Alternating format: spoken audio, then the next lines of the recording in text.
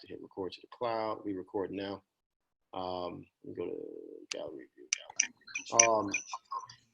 What's going on, Lisa? Levon, how you guys doing? Hello. I want to kind of switch the schedule up a little bit. I want to try to do Q&A, some questions in the beginning, because I know people have questions. Here's why I know people got questions. It's because my phone be blowing up all week. And it's like, man, we got the calls. You never got any questions. But during the week, like I'm getting blown up and then I can't get to everybody. So the only thing I could think about was that maybe it's because I'm talking about a specific topic that people feel, how you doing, Cassandra? People feel like, oh, I can't ask a question that I have about this deal because it doesn't fit what he was already talking about. So with that in mind, I'm challenging everybody, everybody who's on this call right now. Think of one question you want to know about whether or not it's about, you know, your wholesaling, whether it's about marketing. Like you cannot get off this call without asking a question, all right? Because I know you guys have questions. I mean, I have questions. I was blowing Max up today because I had some questions, right? And so I know you guys have questions. I believe I'm the most veteran person in this group, and I still have questions. So if I do, you guys do. So stop being shy. Stop being shy. That's basically what it comes down to. This course is something I was actually talking about with Sean, who's on the call now. It's something that I was introduced to, I don't know, a year and a half ago or so, maybe. And something that I think, like I said, if you own a home, you want to own a home. What's going on, Dave? You own a home, you want to own a home, or you want to groom someone or educate someone on how to use their current situation in order to be investors, so that way you can find properties for them in the future. What's going on, Sid? Then this is something that you definitely want to take notes on and you want to pay attention to. It's like I said, it's not rocket science. It's not super complicated. It just doesn't make sense at first, okay? And this topic is called velocity banking. Has anybody heard of velocity banking? If you have, you have? Okay, Lisa, cool. You understand how it works? Yeah. Okay, cool. All right. So, oh, sorry. Everybody's not on mute. My bad. Put everybody on mute real quick. I can mute myself. Sorry, I got everybody, because then everybody else that comes on, they'll be good to go too. Perfect. All right, cool. So, velocity banking is something that people in Australia, Europe, for whatever reason, I guess, I don't know if they're just taught this, but nobody has a 30-year mortgage over there, right? They all pay their mortgages 7 to 12 years, right? And what the crazy thing about it is they pay their mortgage off in 7 to 12 years, not making extra payments, not paying anything extra than what they already are paying. Now I see some people's faces, they're like, what? How is that possible? Yeah, Eddie, you know what I'm saying? Like, that don't make no sense. Why don't they teach this here? Right? Banks want to make that money, okay? So we're going to go and walk you guys through this. And then at the end of this, I'm going to show you guys how you can start setting people up, start grooming people so that they can be investors for you by providing value to them. If you guys are in the course, you already have kind of seen some of the basic stuff about wholesaling. These interactions on Sunday and on Wednesday is to broaden your mind about real estate investing, okay? Not just solely wholesaling. That's why we have questions and answers, and you can ask questions about wholesaling specifically. But I also want to use this opportunity to broaden your mind to think about investing as a whole, not just as wholesaling. All right, Danielle, what's going on? So, velocity banking. I'm excited about this. The first time I saw it, actually, I had to see it 2 times before I really understood it. I think one of the easiest ways to look at it is through interpretive dance. No, is through on the whiteboard. You guys thought I was going to dance. Okay, here we go. All right, we have, and forgive me if you're in the chat, when I'm on the whiteboard, all I just see is I get a chat, but then it goes away. So I'd have to go out of the whiteboard in order to see the chat. So let me rock out with this real quick. Okay, so we have our income, and let's just say our income is $4,000. Excuse me. So our income is $4K a month. Out of that income, it goes into a checking account. All right. I thought we were asking questions first. Sorry, I got excited. Thanks, Sean. So out of that, we go into a checking account. Just write your questions down. Stop messing with me, man. It goes into a checking account, okay? Out of our checking account, normally that's where we pay our bills. So we send our bills out, and let's just say your bills are $3,000 a month, okay? So you got your $3,000 a month bills, and out of this $3,000 a month bill, you have this beautiful, look at this house.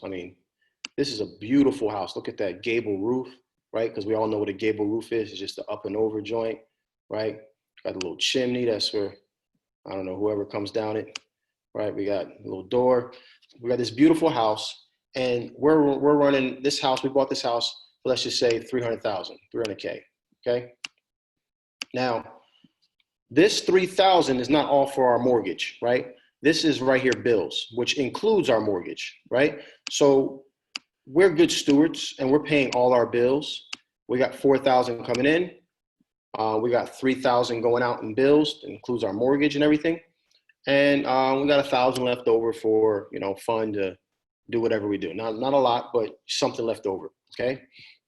Now, what people can do, and what you can show people how to do, is open up a line of credit, okay? If you guys were on, man, I think that had to be at least 2 months ago. I brought on a friend of mine that has, actually he'll be closing on close to 500 properties, or 500 doors, I should say, here, I think February. And he talked about getting business credit, lines of credit, and ways to do that. We're going to be bringing some other people on to show you guys how to do lines of credit. But for right now, we're going to open up a line of credit, okay? Now, a line of credit you can get with called a HELOC, which is a home equity line of credit, okay? Or you can get just go to the bank and get an unsecured line of credit. You can get a business line of credit. However you do it, you can get a credit card. Believe it or not, I'm gonna show you guys in a little bit, or I'm explaining to you as much as I possibly can, how you can have a 6% mortgage over here and have a 20% credit card payment over here, and run everything through your credit card and pay this 6% off, and still come in hundreds of thousands of dollars, okay? But let's just say this is a line of credit, whether or not it's a credit card, HELOC, unsecured line of credit, business line of credit, it's a line of credit. I'm gonna put LOC, all right? Make sure you guys are taking these notes, okay? So all I'm gonna do now is I'm gonna stop this madness right here. This right here, I'm gonna stop this, okay? Matter of fact, I'm just gonna erase it, so nobody gets confused. We're not doing this anymore. We're running everything through our line of credit, okay? Everything goes through our line of credit. So we got $4,000 coming to our checking account, right? Nothing's changed so far. Now we're taking this, and we're gonna take a chunk of this. So let's just say this is a $20,000 line of credit. So this is 20K at 20%, okay? $20,000 line of credit. We're not, I repeat, we are not using all of this 20,000, all right? This is not for you to go to Aruba and ball out, okay? We're gonna take about half of it. Some people say a little bit more than half, some people say a little less than half, roughly about half of it. So let's just call this $10,000, okay? So $10,000 is going to go out of this account, and we're going to throw that whole $10,000 chunk onto our amortized mortgage, okay? This is amortized, this is simple interest. Amortized money goes in, doesn't come back out. Simple, excuse me. Credit card, obviously a line of credit, you put money in, the more you pay it off, or when you pay it off, you have that balance back, which means if I was to somehow hit, someone gave me $10,000 or I found a briefcase with $10,000 and I put it right back in, well, guess what? My balance will be $20,000 again, okay? But people say, well, man, you did that, but what the heck? Like, $10,000 went over here. Yeah, it brought your balance down, but now you owe this. Okay, cool. But you were paying bills anyway, right? So the same $3,000, remember, I just erased it. Remember that $3,000 that was going to bills anyway, that was going over here to all your bills plus your mortgage? All you're doing is taking that $3,000, okay? And you're gonna put that $3,000 into this. I'm sorry, I'll take that back. You're gonna put that $4,000 into this, okay? $4,000 into this. So now, credit card is getting paid off. You only had $3,000 worth of bills, right? And that included your mortgage. So your monthly mortgage payment, because that was in that $3,000, is still getting paid, right? The other bills, still getting paid because they all came to $3,000. The only difference is they went from here straight to your bills and to your house. Now what we're doing is we're going from here to your line of credit. That $3,000 is still going out. You have $1,000 left that's starting to pay this down, okay? So this is going to take a little bit of time. So depending on what your lifestyle is, do I need that full $1,000 remember that extra $1,000 was, in this particular instance, was extra stuff. It's going to the movies. It's buying that Gucci purse. It's, whatever, the extra stuff. Is it more important to have that or more important to save hundreds of thousands of dollars? I don't think you guys really realize how much money you're going to save, but I'm going to show you here on an amortized mortgage schedule, okay?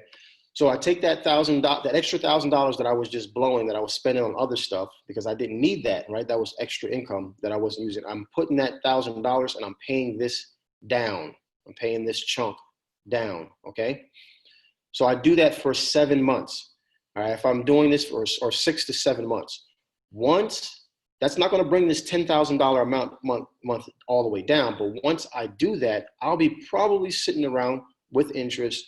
If I'm doing an extra $1,000 every single month, paying this down for 7 months, I'll probably be somewhere around $5,500, right?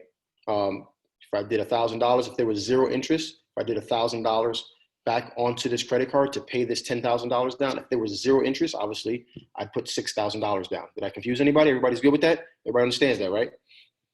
So all I'm doing is I'm just reallocating the money. Instead of it going straight over here to bills, I'm paying this down. But here's where it makes sense. Here's where things start to really get interesting. When I first take this $10,000 and I bring down this chunk, bring it over to here, what I'm doing, I'm putting that $10,000 all onto principal, okay? I'm just going to put PRI, principal, okay? That's all going on to principal, okay?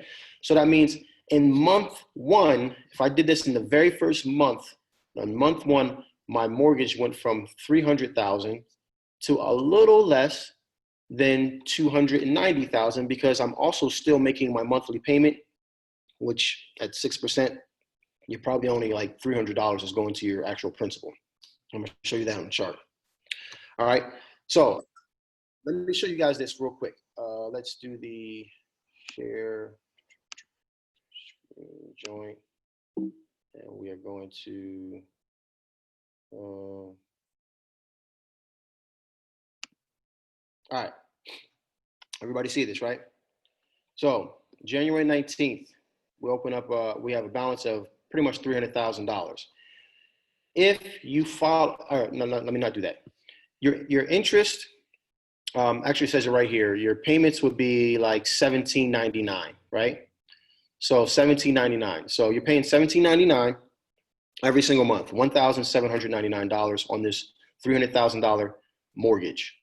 Out of that $1,799, $1,500, $1,500 out of the $17.99, the $1,799 is going to interest.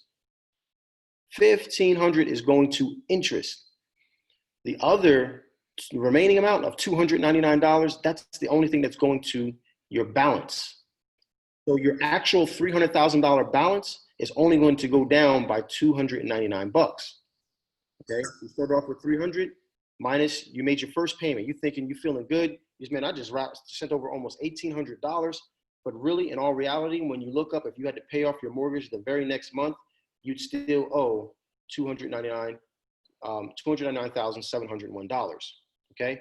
Same thing here. Month 2, it only changes by $1. Right. Month 3, month 4. As you can see over here, you haven't even knocked off $1,000 off of your balance, your principal amount. Okay. So when we put that $10,000 chunk down, let's see where that takes us. So this is payment 1, 2, 3, 4, 5, 6, 7, 8, 9, 10, 11, 12. So that's all of 2019. And we've only gone down less than $4,000. Let's see where we can get to 10,000. So we're not quite at 10,000. And at January 2021, we're right about here. Right about here. So if we started this in January 2019, we would not knock off $10,000 just making our payments, being a good, steward of our money and just paying our mortgage on time. We would not come down to $10,000 until July of 2021. 2021. Okay. Now, if you keep doing this, you're not going to be able to put down in this strategy with this way because of the math. Let me go back. You're not going to be able to put down your where's it at? There it is. You're not going to be able to put down $10,000 every single chunk unless you pay something extra, right? Because remember, $4,000 is coming in, $3,000 of the $4,000 is going back to pay your mortgage and bills, right? And then we have to pay this $10,000 chunk down. So that only leaves, out of that $3,000 from the $4,000 we're bringing in, that only leaves $1,000 left. Makes sense? But we still have to pay interest, 20% interest on this $10,000 that we've borrowed. Okay. So, and we're going to do this every 6 to 7 months. So if you wait, I just kind of know the math. If you wait 7 months, if you're paying an extra $1,000, which means this balance right here of 10,000 is decreasing. If it was at 0% interest, it would decrease by $1,000, but it's not at 0% interest. So by the time we do this for about 7 months, we're going to decrease this about $5,500. So we're going to owe still about $4,500. Does that make sense to you? Make sense? Okay. But now we've freed up that money to put another chunk back down. So we're putting another chunk back down to go back to $10,000 balance. Does everybody understand that? Right? So I've paid this down. It's gotten down every single month. It's going down, down, down. That's we get down to about $4,500. We've freed up $5,500 here. Okay. We're going to take that $5,500 and put it right back. So let's go back to our amortization schedule here.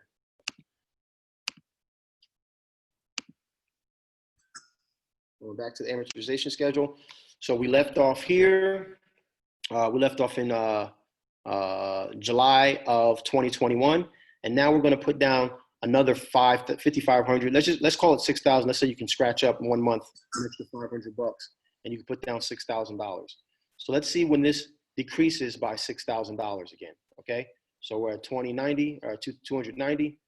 All right. Which means we need to go to 284. 284. So right around here. So just by doing this, now keep in mind, this has only been the month 1. So very first month, you put down 10 and you've already skipped like 24 months, right? More than 24 months. And now you wait 6 more months and you put down $6,000. And now you are in November 2022. Within the first 6 months, if you were to pay the normal amount, you would have to wait and pay the normal amount faithfully on time so no extra interest would hit your account every single month from January of 2019 to November of 2022 to get to the exact same place that you would get to in 6 months. Okay? You guys see this? All right? This process gets repeated over and over and over again. Okay? When you do this, I'm gonna scroll up here to the top so you can see, because they show you this, right? And you can do this math on your own. When you scroll up here and you see, this is, mind you, this was a $300,000 mortgage, $300,000 mortgage, okay? Look how much, if you would pay, $647,000, over $647,000 on a 30-year mortgage at 6%, right? You're looking at you're looking at paying more money in interest than the house was worth. Why am I showing you guys? We are not just wholesalers, right? We are investors. Does this look like a wise investment? Does it look, we talk about, oh yeah, I own my own home. You're like, no, you don't own your home. The bank owns your home, number one, for at least for the majority of those years. And then at the end of 30 years, you doubled, you overpaid what you got it for. And probably in 30 years, your house is probably, most people's house is not going to double in value. Okay. Why? Because a lot of people don't take care of their house and it needs work on it anyway. So just looking at this, you've paid $17.99 faithfully for 30 years, and you've paid $347,515 in interest, in addition to the $300,000 loan. Okay. And this is why this is not a wise investment. I'm not saying buying a home is not a wise investment.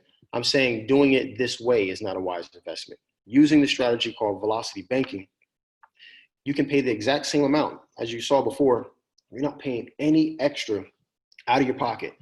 You're not getting, I'm not taking consideration you getting a raise. I'm not taking consideration that, you get an inheritance or something like that, where you can add extra stuff onto it. Like, I'm just saying that for the next, if I was to play this out and keep doing this, you would see that you'd be paid off in about 8 to 9 years. Okay. Versus 30 years. So in 8 to 9 years, worst case scenario, 12 years, worst case scenario, you're talking about having your house, your home paid off, and not having to make a mortgage payment. Only thing having to do is be responsible for taxes. So let me stop sharing real quick and go here. Now, guys, the reason why this is, how can we use this, right? How can we use this as investors that are all right, let's just be real. All right, so some people might be saying, Tommy, I'm wholesaling. I'm just trying to get my first deal. How do I use this information just to get my first deal, right? Like, I mean, that's cool, but I don't even have a house, okay? What about what about you really learning how to be an investor? What about learning different investment strategies where you can help and teach people who already have a home, who are not learning these, who don't know this strategy, is stuck in a 30-year mortgage. They don't understand that they can pay off their same exact house with making the same exact amount of payments in 7 to 12 years versus 30 years, and therefore helping them free up cash and giving them value, and then introducing them to showing them how they could use that extra cash as an investment, how they could pull together resources and invest in property. Because now you've taught them something, you've given them something of value, and they actually see it, right? You have now are credible to them, and you did it out of the goodness of your heart. Like, you're not trying to charge them for that. You're not trying to get a fee or do anything. You're just giving them this knowledge and letting them see that, man, I know what I'm talking about when it comes to investing. You're more than just a wholesaler. And I don't want to say just a wholesaler, because I don't want you to think that, because I'm a wholesaler. If you want to call me just a wholesaler, that's fine, right?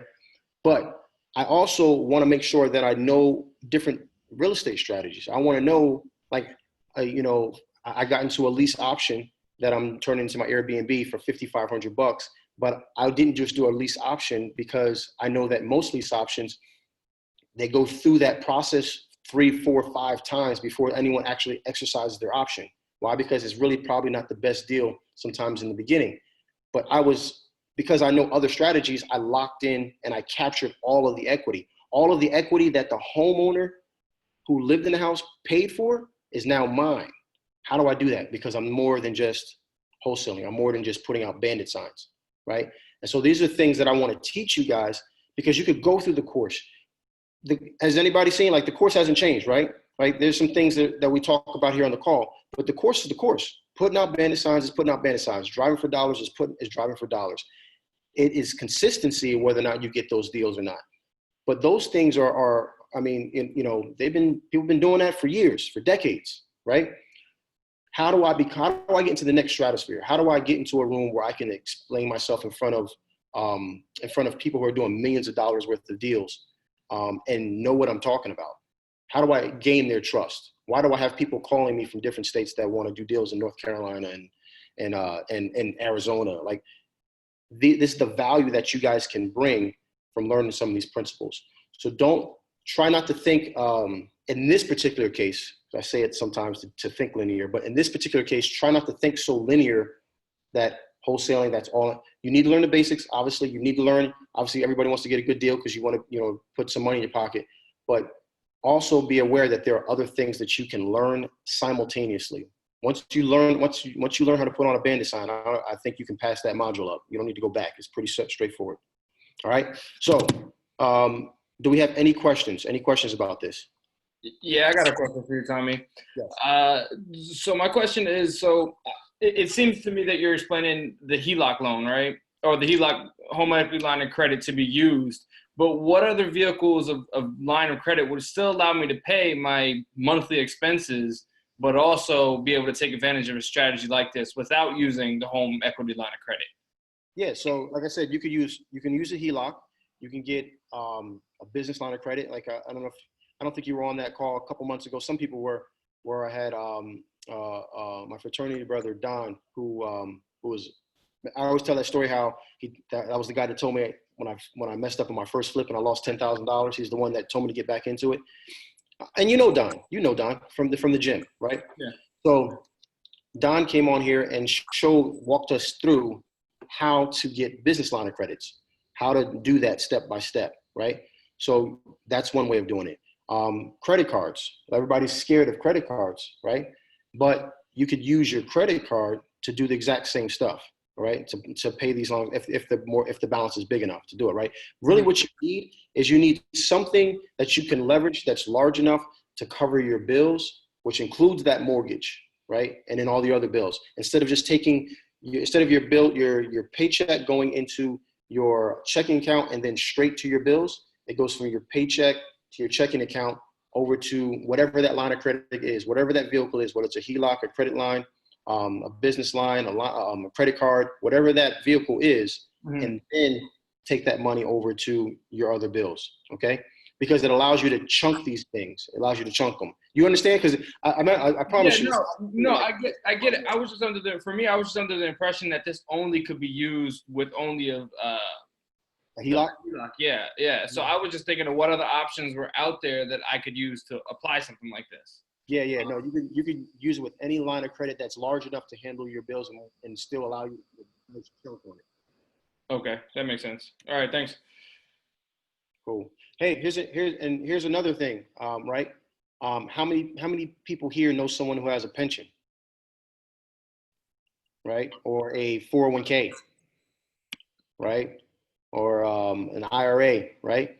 So there's ways that you can use that, because essentially that's even better, because that's your money, right? It's your money. You have to pay it back according to depending on what vehicle you use, right? You have to change it to a self-directed IRA or whatever the case may be. But you can do that, take those chunks out, put them on something, and then just pay that back. And that's a lot less interest rate, in most cases it should be, than your credit card, right? If your most credit cards are somewhere between, if you're lucky, 15%, right? Most of them are 20 plus, right?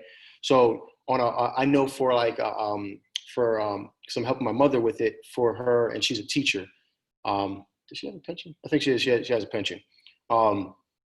Yeah, it is a pension. So she's taking money out of her pension, and I think she's paying 8 or 9%. I think it is, right? But she's paying herself back, right? It's like money she's worked for. So that's another vehicle that you can use. All right. Anybody else? I can. I'm sorry. Ladies first.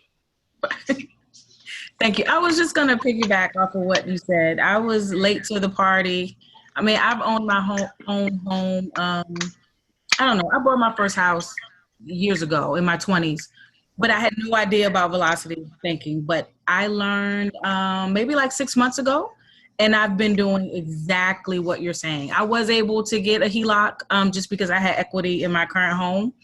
And it's just shifting the money that you currently save that goes into your savings and make the money work for you. You earn nothing with money sitting in your savings. You can have $10,000 in your savings and earn maybe $100 for the whole year, but putting that $10,000 against the principal in your mortgage saves you tons of interest. So the amount of interest you're saving on your mortgage outweighs the interest you're paying from wherever you got the money from, if that makes sense. But it absolutely works. Yep. And she said she has a HELOC, and if you guys can get one, get one. Let me just show you real quick, and I'll go back to questions. I saw someone said, will this be recorded? Yes, it's being recorded. Thank God I remember it. And I have a 9-unit and want to make sure this is a good deal. Okay, got you. We'll talk about the 9-unit in a minute. So going back here to the whiteboard real quick.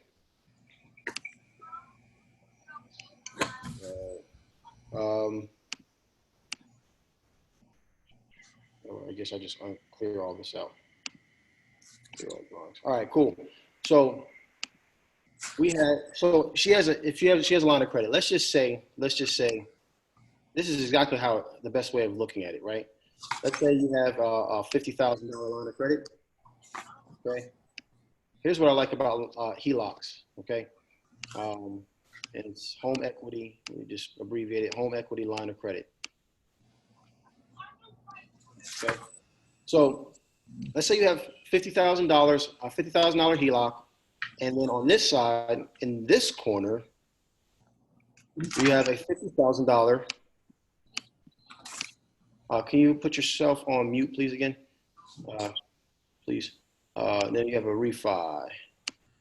Okay. Here's the difference. Here is the difference. I promise you. Oh my gosh. I wish, guys, listen to this stuff. This is real life stuff. Like, I love my mother, right? Everything I'm doing right now, I'm like, my goal is to pay her house off, right? I wish she would have learned this because I wouldn't be paying her house off, because she would have paid her. This is what banks do, okay? This is the difference. People say, oh, I'll just get a refinance. People, no, you need to get HELOC. Oh, no, I'm going to get a refinance. My banks give me this great rate, and I'm going to do a refi, and I'm going to use my money for investing. Blah, blah, blah. Like, no, just get a HELOC, even if it's less. Because here's the difference. With a refinance, they're going to take, let's say, Lisa's house, right? And let's say they conned her into doing this refi, okay? So now she had $100,000 in equity, and they gave her, let's just say, and most of the time they'll do it more, but they say they gave her 50% loan to value. So she owned her home, $100,000 straight out, right? She owned it straight out. And the bank said, well, we can give you a refi and give you $50,000 to invest, to go on trips to Disney, to buy that new BMW, whatever you want to do. And she falls for it. She does it. But let's just say she wants to invest, right? This $50,000 is accruing interest immediately. As soon as it leaves the bank's account and goes into Lisa's account, she is paying interest on it. No, it doesn't matter if she doesn't find her next investment home for 12 months, guess what? She's still paying on this $50,000, right? So this right here doesn't make any sense, because especially if you're going to use it as an investment, or you're paying on interest automatically. Plus, what am I paying interest on? I'm paying interest on the entire $50,000. Well, hold on. If you flipped the home before, or if you've been involved in it and you use hard money, maybe you only put 10, 20% up. Maybe I only need 15,000. Maybe I only need this much. Maybe I only need 15,000 to get into my next flip, because I'm leveraging other people's money, right? Other people's money is what we like to use. So if I'm using 15,000, right? It doesn't make any sense because now I'm using 15,000, but I'm getting charged interest on 50. You guys see what I'm saying? So with a HELOC, first of all, you only get paid. You only get charged interest on what you use. So if I don't use this, if this money just sits there, and because I haven't found the right deal for whatever reason, 0% interest. So, right, it's just sitting there. Okay. Same scenario, if she only needs 15,000 to get into a property, okay, well, guess what? She's not getting charged on $50,000. She's only getting charged interest on 15%. Excuse me. If she only needs $15,000 for this flip, she's only getting charged on 15K, not on 50. This one, even though it's the same exact amount, they're saying all this money is out of the bank's account. Chase no longer has this $50,000. Lisa does. So we're charging her interest on the whole joint. This one, this $50,000 is sitting in Lisa's account, but only 15,000 is being used. Okay. So they're only charging 50% of whatever percent it is on the 15,000. But as she pays this down, as she knocks it from 15 to 14, right? And then she goes to 13 and then 12 and then 10 and so on and so forth. Guess what? Her balance goes back. Her availability goes back. So she can keep reusing this 15. Or if she really wants to do it, she knows what she's doing. Let's say she's getting into a house for 15,000, but she can do this how many times? 3-4 times before she hits right around $45,000, 3 times. That's 3 houses she could flip if she, provided it was the same values, right? 15 here and another 15, okay?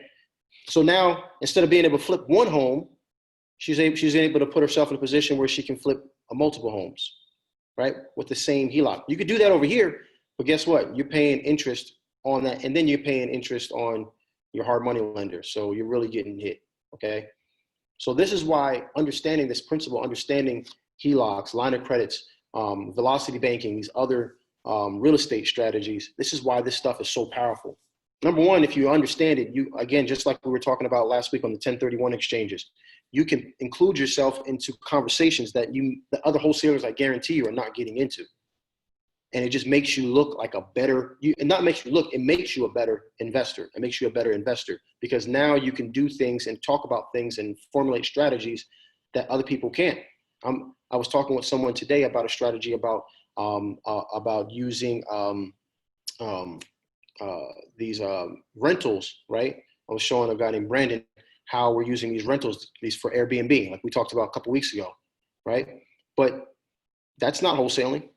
Right? It's just another strategy. And this right here, somebody's going to look at this and figure out another way to use it for something completely different and make money off of it.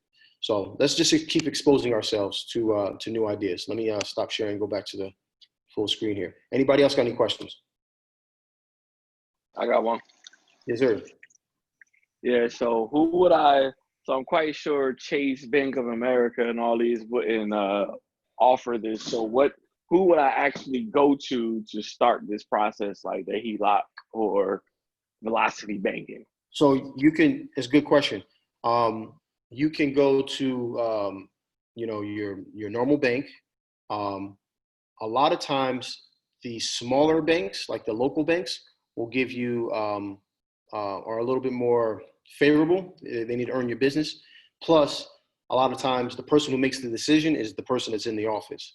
Versus you going to like Chase or Wells Fargo and it goes off to Wells Fargo land, right? A lot of times with a smaller bank, the person who makes the decision is right there. And I'm sorry, did I answer your question, Sean? Yeah. I didn't know if a regular bank, if you had to go to like a CPA or is it somebody else to start this process? Nope, you don't. Let me get to my man Inspirion because I don't see the name there. So I know he had a question. He actually DM'd me about I think cap rate. Where are you at, brother? I don't see your name anymore. Are you still on here? Yeah, I'm on here. All right. Well, where are you? I can't see you. Oh, there you are, right in front of me. Shoot. All right, cool. So This is something we need to go to the whiteboard for? Probably so. Okay, all right. So he had a question about cap rate. And if he had a question, I'm quite sure a lot of people had another question about cap rate, so we're gonna go over it real quick. All right, what's good? Can you hear me? Y'all can hear you. Can you hear me? All right, what's up? Yeah, what's good? What's the numbers? Okay, so I got a 9-unit property, right? Okay, Rents is for $500 a piece. okay, Let me see. We got let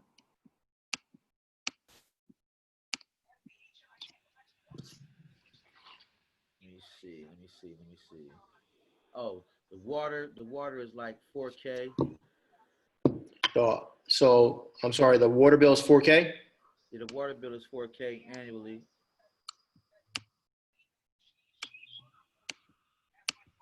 And the property tax is $9,678.52. All right, hold on. For 68. So 6,000, so let's do this first thing. So I'm sorry, water, we got a 4K.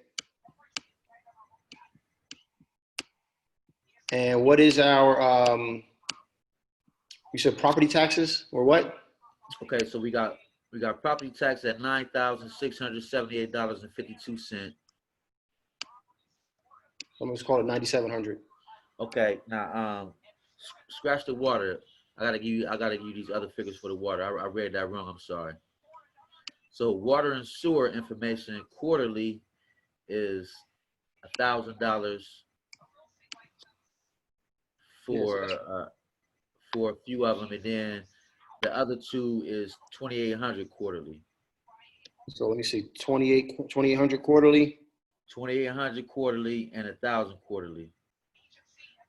So 2,800. Yeah, so you got 3,800. I'm sorry. 3,800 quarterly. So you got four of them is 2,800 quarterly, and the other 5 of them is $1,000 quarterly. I know. So 2,800 plus 1,000 is 3,800. So 3,800 times 4 is 15,002. Okay. Times 4, there's 4 quarters. Everybody understand that, right? Right. There's 15,2. So let's do a quick pause here. What we're looking for is cap rate. And I want to make sure that everybody understands this cap rate. So we need to find out what our gross income is. So we got gross, I'm just going to do gross I, all right, minus our net operating income, okay? Net operating income is going to take, and this is gross income is annual. So our annual our gross annual income minus our net operating income. Net operating income takes into consideration everything that we need to run the property minus debt services. So everything we need to run the property except debt services, and debt services are basically a fancy way of saying your mortgage, so or whoever you're owing. Okay, so you can't calculate that. There's no way as an outside investor I can calculate that because I don't know what your credit score is. I don't know what your interest rate is. I don't know what you're going to pay. Okay, all right. So with that in mind, we need to find out what our gross annual income is. So this is gross I income. And I think that is, let's see, 6,000. And then, so we're following along here, $500 times 12 months. So you have one unit that's running for $500 times 12 months. That one unit is going to give you $6,000 over the course of a year. We have 9 units, so we're doing 6,000 times 9. That equals $54,000 annually, gross. Okay. All right. Now we need to, this is, and then honestly, if you had that many units, you could include your, if you have coin laundry, you could include parking, spacing, all those extra stuff. Anything that adds to the income will go into this, okay? Is any of that stuff there? No, sir. All right, perfect. All right, so now we got to draw a line here, and everything else, so this is the positive stuff. This is stuff going in. Everything else is negative. All right, so we got this 3,800 times 4. So we got our water and our sewer, and our taxes are 9,700. Right. What else are we doing for property management? Currently, he does his own property management. He hasn't hired anybody for property management. Okay. Okay. All right. We'll play both numbers. All right. I'll play that game. What's next? So we got water, we got sewer, we got property tax. How much is the insurance on the property?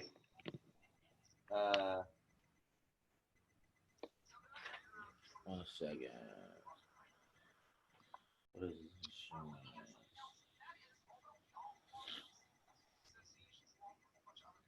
Property tax. Oh, 3,500 a year. Insurance? Yes, sir. Okay. So 3,500. All right. What about garbage? That's all. That's with the water and sewer. Are you sure? Because normally garbage is not water and sewer. And I asked him, so that's what he said. Water and sewer is normally water and sewer, and then, garbage is a different fee. And for a unit that big, 9 units, I've never owned a 9-unit building, but Could it be included in the taxes there? it depends. If it's it really depends, because I know in Macon, my garbage is not included into my property taxes. I pay that extra. Because if the guy's saying it's water and sewer, he may not even know, but it may be included in the taxes. Yeah. So Right. so just to if you don't have it, you don't have it. We're not going to mess around with it. But you would need to figure that out, right? To get the true number. Any other expenses coming out? No, that's it. As far as this, that's what I asked him. All of his annual expenses. He didn't put garbage on his paper, so I'm assuming Okay. either So either it's inside the numbers or either he forgot it. All right. So we still have to take out some other stuff. We still have to take out maintenance. Okay. Okay. Stuff is break. Okay. So we got to take out maintenance, and that's going to be about 10% of this. So minus 5,400. Okay. And you're saying he's not doing management. I already got the taxes. Oh, vacancies. So on national average, is this in Georgia? It's Ohio. Ohio? I don't know what the vacancy rate is there, but you could look that up. But let's just say it's 7% vacancy. That isn't ugly. There we go. 7% on the vacancy. Right? And if we're just going to act like they want to manage it, I don't know why they would. I wouldn't want to do it, but that would typically be another 10%. So we got to figure out what that 7 times. That's 3,780. All I did was take the 7% of 54,000. Okay. What you're going to do is every month you're going to take out 10% for maintenance. Every month you're going to take out 7% for vacancies, and all these other numbers, you'll just pull them out proportionately. Okay. So let's do this math together, man. Okay. So the first thing we're going to put into here is 54,000, right? That's our gross annual income. Okay. Right.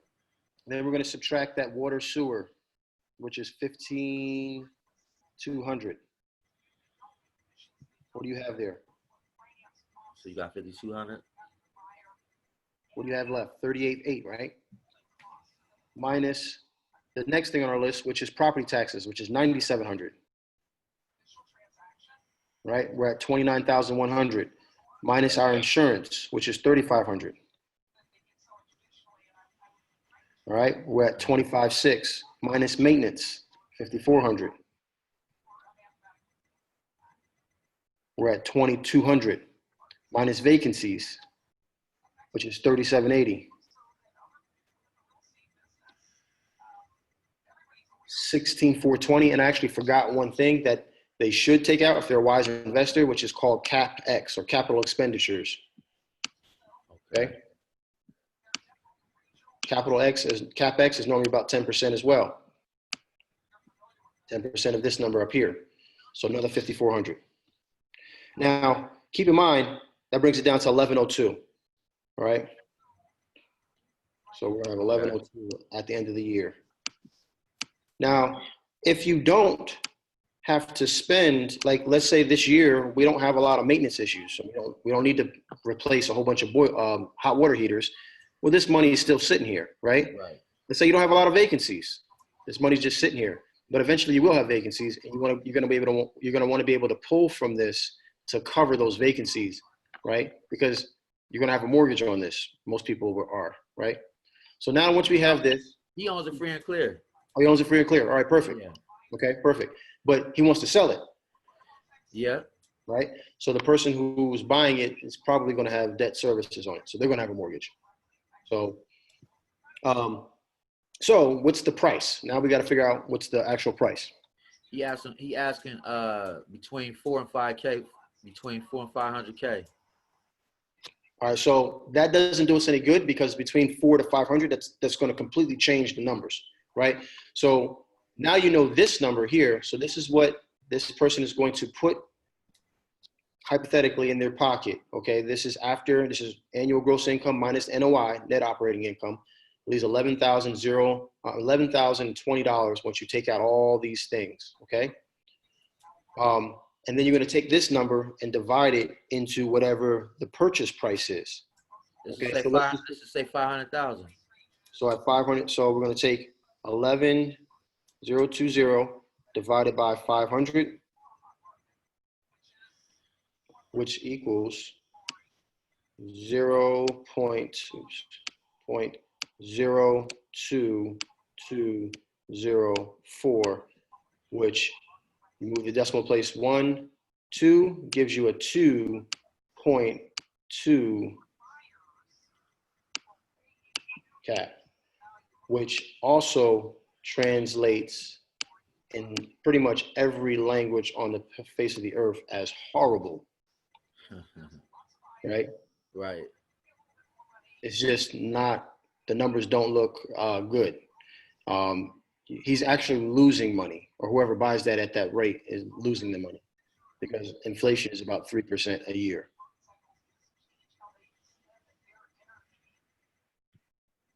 It makes sense? Yeah, it makes sense. Because the cap is too low, the cap rate is too low, and he asking for too much. Correct. Now the next investor, here's where a savvy investor will look at this, and they might be able to turn this thing around. Let me get to the chats. I see them blowing up here. But if they can look at this and say, if I'm an investor and I look at this and say, oh man, rents are 500.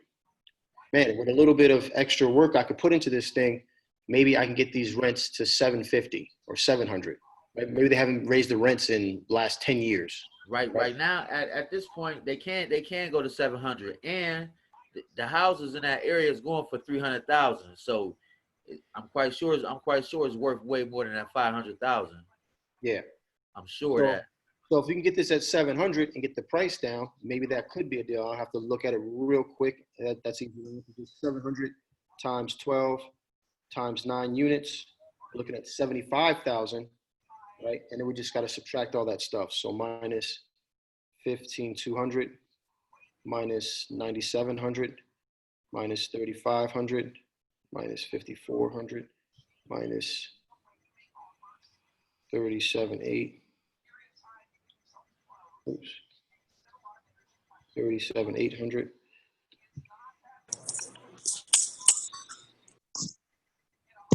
Then minus another 54. That leaves you 32,000 just by raising it up $200. That leaves you, instead of getting 11, you have 42,620. What was the number? 32. I know it's ugly there. 32,620. You divide that by 500. you're better, but you're still at 6.5% cap, which is not like if it's people will buy a 6.5 cap, but it's going to have to be in a very nice neighborhood, something where they're expecting the market to appreciate more than more over time. Okay. That's what it's doing because they doing it's gentrification. So these houses that was in the hoods now they going for 200,000 and 300,000 easy. Yeah. Let me see. Okay, hold on. Now, where would I go? I don't know where the last two numbers. Just to be clear, Tommy, do the HELOCs ever 6 months? Do the HELOCs? It's So like you're paying so you borrow whatever the 15,000, then you wait 6 months and then you do it again. Is that what you're trying to say? That's what I was yeah, but you're not going to pay off. So if you borrow 10, right, and you pay extra onto it for the next 6-7 months, obviously you're not going to pay off the full 10, and that's fine, right? What your thing is that you want to put chunks onto your chunks onto the principal, because now you're paying interest on significantly less, and it starts to gain momentum, and it just starts to really start to roll. Okay. Thanks. Yep. HELOC knowledge as well. Does it have to be your personal residence to get the HELOC, or can it be from income property? No, you can get a HELOC from income property. Where can I get access to recordings for the call? Just getting off work, jumping on the call. We'll put them on there, Jasmine. This one already answered you. Are the older meetings also on Facebook page? Some of them are, yes. I want to.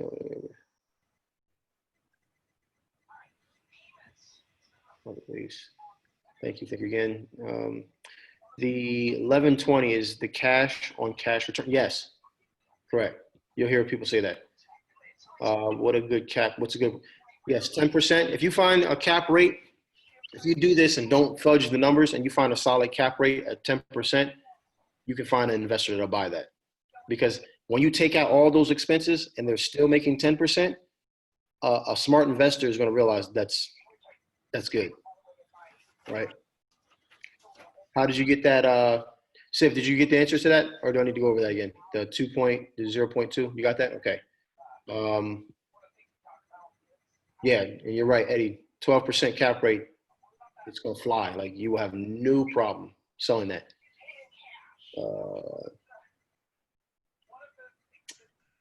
Eddie said, why is he looking to sell? That guy with the 9 units. His wife wanted to, I guess. I mean, he's not in a hurry to sell, but he will sell. What I was doing, I was on driving for dollars, and it came across him. Can you hear me? Yeah, I can hear you. Yeah, I was driving for dollars and came across his number and his property. He said he wasn't trying to sell any of the single families, and I asked him if he had anything else that he might be willing to sell if the numbers work out. And he said he had the 9 units, so it's not like he's real motivated to sell, but he said he will sell. Yeah, so you show him those numbers, right? Show him those numbers, and just first of all ask him what cap rate was he getting, and what's he receiving, right? And then show him those numbers. This is where education really comes into play, right? Because now you're not just someone who's just throwing a number out there. Like you have a reason why you can't pay this amount, right? Especially if you get his numbers like, hey, what are you looking for? If I was to find a property for you, this is how I'd phrase it. If I was to find a property for you, what cap rate would you want? What percentage would you want? And he's going to tell you what, 10, 11, 12%. Okay. So if that's good for him, well, let me show you something. This is why I can't pay this much for this amount, right? This is all I can do is because just like you want 10%, I want 10%, right? And with these numbers, I can't get 10%, blah, blah, blah, blah. And you break it down to them, right? Right. Educate. Okay. Why is it so at 12% cap rate, the purchase price would be 266. There you go. Matt did the math. So purchase price for a 12% cap will be 266,000. I had to shoot an offer at someone like that. They were asking like something like crazy. I think this guy was asking like it was like $300,000 for these units, and I had like the math worked out. I needed to offer him like 110 or something like that. I'm not gonna buy your problem, Good cap rate. Again, it's like 10 to 12. It's a good. I got a deal to discuss. Yep, we got time if you want to discuss. Will an investor buy property if will an investor buy a property if their repair cost is higher than their ARV, as long as the ROI is great? Will the investor buy a property if the repair cost is higher than the ARV? Can you, Willie, can you just explain that? Yeah, hello. Yeah, can you explain that? Yeah, I'm gonna give an example. Like, let's say if I'm let's say the investor buys the property at like 20,000, and let's say the house, let's say it needs about a good 40 to 50 in repairs, and let's say the ARV is about 40. As long as and like, let's say if they go all in at like let's say between 60 and 70, like the cap is between like 15, like 10 to 15. Would that be a Hold on, I'm confused. So you're saying the ARV is 40? yeah, no, I was just giving, let's say if the ARV is 40 and the repair cost would be an addition, like between 40 and 50. Let's say if the repair cost is like a full rehab. So I was saying about like 40 to like 50. Okay, so first of all, I think why it's a little confusing. I think maybe I'm not understanding or terminology, right? So ARV means after I fix it up, after I buy it, after I spend all my money on fixing it, making it look pretty, and I give it to my real estate agent to sell. You're saying after I do all of that and make it look like Chip and Joanna Gaines from HGTV came in and redid my house, it's going to sell for $40,000? Okay, no, I think I messed up. It's a rental area. Let's say if you was going on that on that price, then it'd be 40. But I'm saying like based off because I know you said when you're looking at rentals, you don't really have to look at the ARV, so you just put in the repair cost, right? You look at them differently because you're looking at how much income they're producing. Again, if you're looking at their return on investment. Okay. Again, we want 10% or more, right? Okay, so I'm about to say, okay, so if an investor buys the property for 20,000, with the seller and the wholesale fee, and they put about like 40 to 50 in there, and they had a potential to make like between 10 and 15 or whatever, you don't worry about the ARV, right? You just worry about how much they're getting on the investment. Not necessarily. Yeah, pretty much. If you're looking for a real estate, someone, because the ARV doesn't necessarily, I don't want to say it doesn't matter, but they're not selling it, right? So they're not selling it to create that profit. So they want to see what their monthly or their annual profit's going to be. So if they do 20 plus 40, obviously that equals 60, right? So that means they bought it from you. Let's say you got it under contract for 15, you put $5,000 on top of it. So you sold it to them for 20K. They got to put $40,000 worth of work into it. So they're into it for 60K. Then you got to figure out, okay, so this is the investors all in, which really isn't their all in because there's closing costs and other things that you got to consider. But let's just say for sake of time and math, it's $60,000 that they're paying to purchase the property and repair, right? This is repair, right? And then now the very next question that you need to know is what is it renting for, or what is that area renting for if it's not already currently rented? What will it rent for once I dump $40,000 into this property? So if it's going to rent, I'm just going to give you, because I know the math, I'm just going to give you 500. Let's say it's a single family home. It's going to rent for $500 a month times 12 months. Oh, I was about to say I could have gave you. Well, the one I was looking at, it's a duplex, and it rents both for like 13 for the full house, 1,300 for the full house. So 13 a month. Mm-hmm. So basically 650 per side. So 13 a month. And what is that? 13 a month. 15.6. What's the next step? You tell me. You gotta subtract the 35%. And we understand what that, when we're doing with smaller units, like 1, 2, 3, 4 units, a lot of times you're not going to go in as detailed as something that's greater than 4 units. If greater than 4 units is going to be a commercial property, you can, if you want to get like a really, really solid number, you can look at exactly what every, the trash is running, all that stuff. But generally 35% would be a good number. So we subtract minus 35%, which is that equals 54.6. So we're at 10. So once you subtract that 35%, we're looking at $10,140. Okay. So this is what they would have at the end of the year after they subtract this 35%. Okay. What am I doing with this number now? Dividing by the total all-in price. My man. So we're dividing by, we're dividing by that 60, right? Because that's their all-in price in this particular example. If it was 65,000, then you would do that, right? Mm-hmm. So we take that, divide it by 60,000, and you get 0.169. What do we do now? Move the decimal over 2 places. 2 places.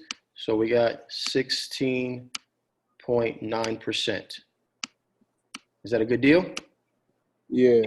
Phenomenal deal, right? Yeah, because I was looking at like the what's the name? Cause I got that number, but then I think I looked at somewhere. I looked at the ARV or whatever. Then I asked a couple of investors and said, so that's why I came on to ask you to make sure. Perfect. Yeah. Perfect. Okay, cool. All right, awesome. All right, cool. What? Somebody just got beat. I don't know what that was. No, that's my son. He's dribbling the ball, playing with the dog. Okay. All right. Anybody else got any questions? Did I miss anybody's question? Let me know when you're ready. I got that deal for you. Okay, yeah. Is it something we need to do on the whiteboard or something you're just talking about? It's something I just talk. Actually, I wanted to see if you could, how you would comp it. I'll explain the scenario so that everybody can get a good example out of it or whatever. But the address is 2531 Midway Road in Decatur. 2531 Midway Road. Right. Okay. And so I just wanted to get your take on how you would comp that. I have an idea of what I would have got it on the contract for. But another wholesaler came to him and gave him a number that I thought was amazingly outrageous. But that's an area that I know can be a little bit tricky because it's in Decatur. They got a couple of new builds. But even with that in mind, I still don't think that that's right. So I just wanted to get everybody else's eyes and take on it and see if what I came up with was more accurate. You want me to just pull it up on the MLS, or you want me to do it on Zillow? Yeah, you can pull up. You can pull up. All right.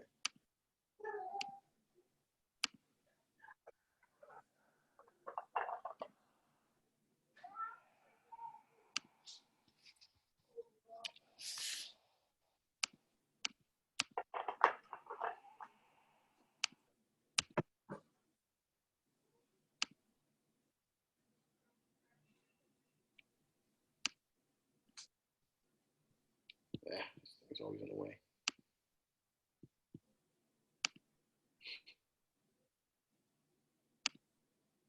All right, so I know you guys and if you're in a different state, it doesn't matter, but we're just doing 180 days. We're going to do out to a mile, but we're only going to look at what's within there, and we're saying it's 2531 Midway should pop up here. Road. How many bedrooms? 3. So we're going to do 2 to 3. What is 2 bathrooms? 1 to 2. The square footage, I don't remember. You don't remember? We need the square footage. So what we have to do is go to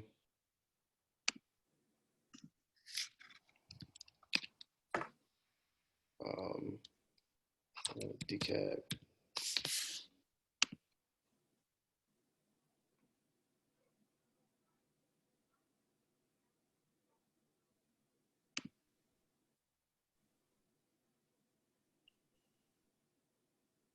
I'm never going. Oh, it's DeKalb, Illinois. It's the wrong one.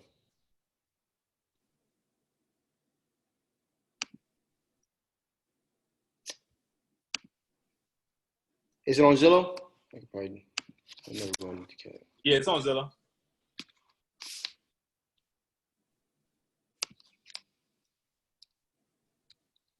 So you're gonna definitely need to know the square footage.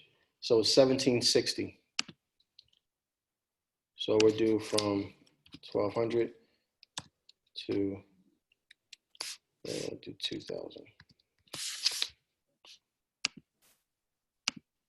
Okay. And towards the bottom, I don't know if you guys can see it because on my screen everybody's face is in the way. There we go. 42 matches. Yeah, All right, so up here, all the ones in green are the ones that are actively on the market. Here is the distance. So I just need to, what I do is I just pick off all the ones that are within a half mile or less, and then I'll start to look at them. All right. So the very first one, that's 0.4 miles away. Let's take a look at it, see if it's renovated. It is, right? It sold 527 for 527,000. And days on market. Days on market. Total days on market 151. I'm sorry, 71. Well, how did that work? Oh, that's to closing. So days on market to get a deal was an offer was 71. Okay. So that's that one. Oh, well, I'm sorry. One other thing. How big was that? This was 1642. So pretty close in square footage. This next one is the closest one, which the appraiser is always going to use the closest first. This sold at 465. This is 1854. 3-bedroom, 2 full bath, 1 half bath, and 1854. What am I looking for? Days on market 48. So if you want, you only really need 3. Let's find the next closest one. So I'm gonna get rid of, next closest one is this one. So for 387, 1334. So 387, 3-bedroom, 1 bath. So I missed the bedroom and bathroom. Days on market 38. So you can do a couple different things here. You could just take these 3 with their square footage and break them down. I would definitely really strongly look at this one because it's only 0.2 miles away. And do that. If, you know, I could just hold on. Let me see what this bottom one looks like. 349. Is that renovated? Barely. Not really. It just looks clean, I guess, but 1,444 square feet. So it's about 300 square feet smaller. Days on market were 15.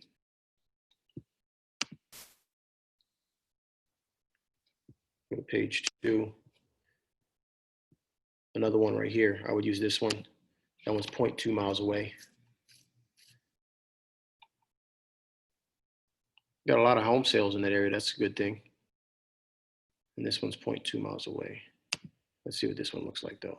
Is it renovated? Nope, this ain't renovated. So we won't use this one. Yeah, so that particular one, I looked that one up. A builder brought that one. They tearing that down as we speak, and they're about to build on it. That's why it's at 180.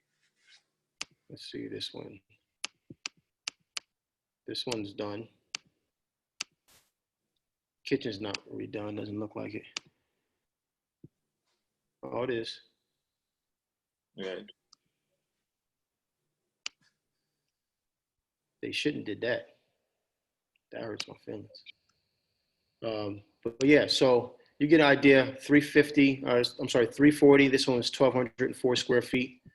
3-bedroom, 2-bath. I would do my price per square foot on that. Am I going too fast for you? No, you straight? Okay. And I'll probably get rid of, no sense in having a 0.5. We'll stay all within 0.4. I think it's about CMA. All right. All right. While we're waiting on that, anybody else got any questions? I got one while I'm right here real quick. Is there a difference in using the FMLS versus the GMLS? So the GMLS, there is a difference. Some houses are on the FMLS, and some of them are not, or that are not on the GMLS, and vice versa. Georgia MLS is more southern, and FMLS is Fulton County. So, and is not just, it's not just Fulton, but it's like the general area of Atlanta. Like with people, some people in Decatur will still say that they live in Atlanta, right? Right. So, yeah.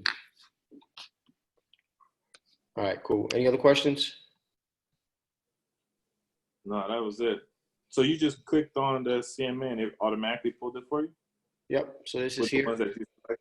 So they're saying the average for all would be about average 20 sold prices would be 428,900. Okay. All right. So what I had in mind was an offer around, it was like 290 is what my offer was going to be, somewhere around there between 250, 290, depending on what they kind of had going on. Okay. Because it's structure wise is solid, but it needs a full update. Like it's just everything needs to get done all over in there. So how much would it be for repairs? What do you think?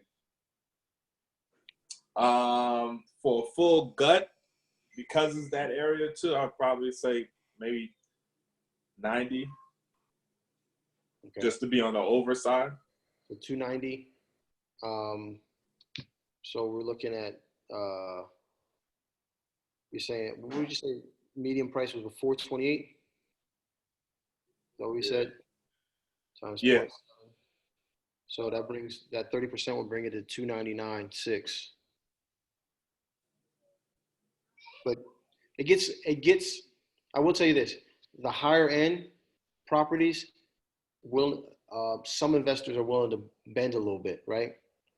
But at 290, if you got under property, I mean, if you got it under contract at 290 and it needs a $90,000 renovation, that's 380.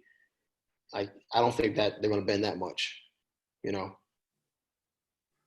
You see what I'm saying? Yeah. So you don't have to get So into, would you still, because of that area, would you still do it times 0.7 or would you go to 0.8? no, I probably wouldn't do a 0.7. I mean, even at 0.8, at 428 times 0.8, looking at 342 minus $90,000 in repairs, looking at 252, Okay. maybe 0.75. Okay. But Maybe 0.75. I mean, because there's a lot of, it's the greater profit, gross profit, but there's also more money that's being borrowed. So it's more interest that they're paying on, more points, right? Higher neighborhoods, they charge more, right? For fixing the exact same thing, exact same toilet that's get fixed in Bankhead for, $100 and, pack of Coors or Mad Dog 2020, right? They doing, $400 or $500 for the same toilet. Yeah. Just, all that Yeah. taken into consideration. So I appreciate you on that, because that had me believe in my my numbers again. Because he showed me a contract. You won't believe how much somebody tried to give him a contract for this property. How much? 460. Oh, they tripping. Unless it looks imperfect. Yo, I was like, I say, I asked him why he ain't just signed the paper. Yeah, somebody gave him that contract. It was him. He wrote a contract for himself. Must have been something. No problem, Sid. I appreciate it. All right. Laban, what's up, fam? I'm gonna lower your hand, unmute you. What's up, man? What's good, bro? So I had a question. So I was driving for dollars, and one thing I came across was some properties that have land trust on it. So it doesn't have a name, just says land trust of that property. So how do I go around finding the owner of that? Oh man, I always get that question, and you know what? I'm really not good with them because typically when I see land trust, I don't even bother with them. But that's don't not bother? And you know what? I will find an answer for you. Okay. I'll find an answer for you. All right. So yeah, we'll find an answer because I need to know it. I just don't deal with them. I mean, I've seen some good properties. I just can't find the owner. So Yeah, that's what they're designed for. Like anytime you see trust, that's why because I know when I see trust, for the most part, they're trying to hide. so they're not trying to be found, right? They're not trying to be found. They're trying to hide. Gotcha. Gotcha. All right. So I don't typically deal with them. Okay. But I Gotcha. should have an answer. All right. Thanks. No problem. All right. I think we're an hour and a half into this thing. So we're going to finish this joint up. Last thing I'm going to say before we get off real quick. I was talking with someone and they were, she's not in the course, right? I was just trying to be nice and pouring out and giving her a little bit of information. And she was saying, I'm doing everything right. I've been busting my butt. I'm out here, doing what I'm supposed to be doing, and I'm not getting the deal. And so I started asking her. I just did a quick audit. Like, let's get a truthful audit on your time and what you're putting in. Okay. And so I said, well, when did you start this whole wholesaling process? She said she started in October. I said, okay, so there's a learning curve there, right? She said, yep. I was like, okay, what strategy are you using? And she said, driving for dollars. I said, perfect. That's the strategy I used. So I said, okay, let's look at auditing your driving for dollars. She's like, oh man, she went off. She was like last week I found like 50 properties and, I'm always finding properties. So I said, okay, perfect. 50 properties. That's awesome. Like, you do that every single week? She's like, oh, no, I don't do that every single week. No, I don't do that every single week. I was like, so if you had to average it out, first of all, when did you start driving for dollars? She said like around mid-December. You had to average it out. How many properties are you finding every single week? She said, sometimes I do a lot, sometimes a little. She's like, probably about 20. I said, okay. So if you're doing 20 properties every single week, over the course of 4 weeks, that's 80 properties, essentially 80 properties a month, right? And so I broke it down. I was like, when I drive for dollars, I try to get 100 properties a month. And out of 100 properties, I'll get 2.5 to 3 deals. Now, but that's not just writing down the properties. So I was like, so what are you doing with those 80 properties? She's like, well, I skip trace them. I'm like, perfect. Do you call all of them? No, I don't call all of them. I call probably about 30 of them. So I was like, okay, so out of the 80 that you have, so you're already 20 down, right? You should be at 100. You're already 20 down. You're only calling 30. And out of that 30, you're not getting deals right away. And plus, it's only been since the middle of December. Okay? So think about this. I just had this conversation on Sunday. So whatever that date was on Sunday, from the middle of December until Sunday in January, basically, let's just call it a month, maybe a month and a half. She's called 30 properties. But in her head, she was working extremely hard. And I'm not saying that she's not working hard because everybody, definition of work is different. But she hasn't put in enough effort to call it quits because she was ready to call it quits because she's just like, man, this driving for dollars thing doesn't work. So at my numbers of 100 properties, every 100 properties that I find that are truly abandoned and I skip trace them, I call all 100 and out of 100, you guys probably heard this before, out of about 170 of them are going to be either bad numbers or they're going to curse me out or they're going to, just tell me they don't want to sell.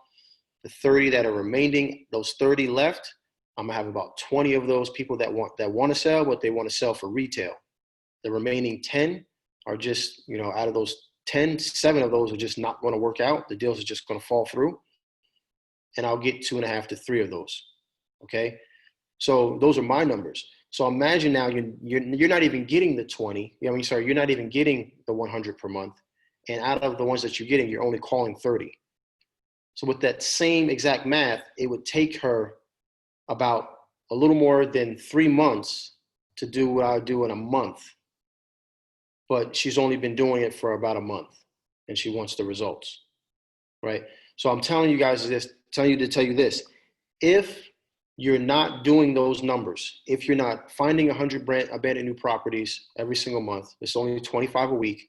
If you're not skip tracing them at the end of the week, if you're not calling every single one of them at the end of the week, you have no right to complain. This is just tough love here. You have no right to complain that you don't get a deal. Okay? If you don't, myself included, to create the course and to be involved in this course and some of the other things that I'm doing, I took my foot off the wholesaling gas and I'm paying for it now, right? But now that I was paying for it, now that I'm pushing forward to it now, guess what? Deals start coming in. It's really that simple. Don't quit. Don't get frustrated with the process. Just stick with the process. I promise you, if you keep sticking with the process and you just focus on those numbers, you will get deals and they will come faster and faster. Zenobia, who I always talk about, Zenobia is, I didn't even know this until I talked to her 2 days ago. She got that first deal in 30 days. She's done 3 other deals since then. 3 other deals. She's only been in since November. 3 other deals she's done since then, and she has another deal that's closing sometime next week. Right? The momentum starts to roll. So stay encouraged, keep pushing, keep going, keep fighting for your dreams. All right? I think that's it. Love you guys, man, and you have a blessed evening. Deuces.